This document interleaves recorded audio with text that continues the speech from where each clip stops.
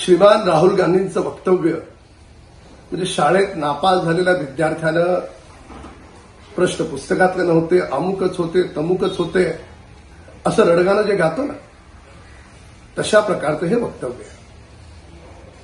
परीक्षेला नापास झाला, मान्य करा. म्हणजे निवडणूक आयोग तोच, ईव्हीएम मशीन तीच, यंत्रणा तीच, लोकसभेत हे जिंकले तेव्हा सगळं चांगलं होतं. आता विधानसभेत तुम्ही हारलात तर लगेच सगळ्यांवर प्रश्नचिन्ह. कमाल आहे.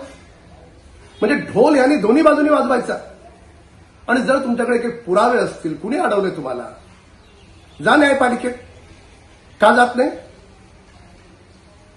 राहुल गांधींच्या नेतृत्वात मागच्या 15 वर्षात जेवढ्या निवडणुका झाल्या त्याच्यामध्ये त्यांचा दारुण पराभव झाला.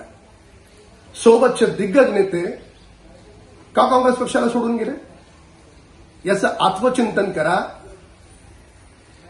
अशा प्रकारची विधानं हा अप्रत्यक्षपणे संविधानाचा अपमान आहे.